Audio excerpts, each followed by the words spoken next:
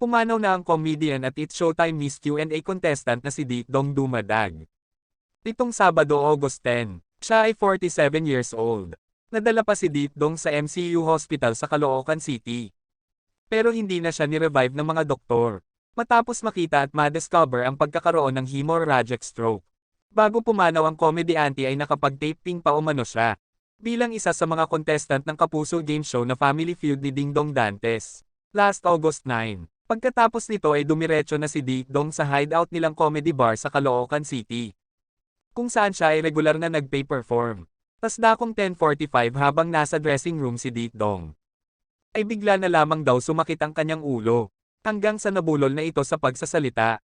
Mabilis na binuhat at sinakay ang comedian sa sasakyan, para itakbo sa hospital hanggang sa nawalan na daw ito ng malay. Base sa resulta ng kanyang CT scan na discovering may pagdurugo sa utak ni Dingdong. Kaya sumakit ang kanyang ulo at nahirapan siyang huminga na nakaapekto rin sa kanyang puso.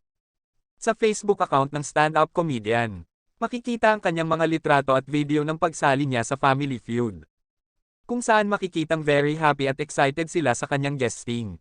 May post pa siya nakuha sa dressing room ng show habang naghahanda sa pagsalang niya sa taping, kasama ang iba pang stand-up comedian na nagpe-perform sa comedy bar na pag-aari ni Vice Ganda.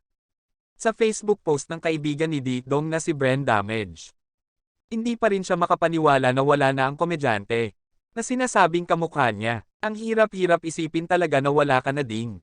2014 lagi na tayo pinagkakamalan. Magkasama tayo sa bahay, tayo lang dalawa ang nakakaalam. Lahat ng mga bagay-bagay ang dami na natin pinagsamahan. Ang sikip sa dibdib pag naiisip ko yung mga kwentuhan at kalokohan natin. Ang hirap talaga 10 years natin pagkakaibigan. Hindi lang kaibigan ang nabuo para na tayong kambal talaga. Ang sabi pa ni Bren Damage, patuloy pa aniya ang bigat sa dibdib. Sobra ang lungkot ko talaga ding. Paalam my beloved, parang sister, mahal na mahal ka namin Ronnie Dumadag. Dagdag na mensahe pa ni Brenda. Ang mga labi ni Dingdong ay nakaburol sa Floresco North Mortuary Chapel, Caloocan City. Nananawagan naman ang naulilang pamilya ng komedyante na kung maaari ay, sa halip na bulaklak ay pera na lang ang ibigay na abuloy, para may panggastos sila sa burol at libing ng komedyante.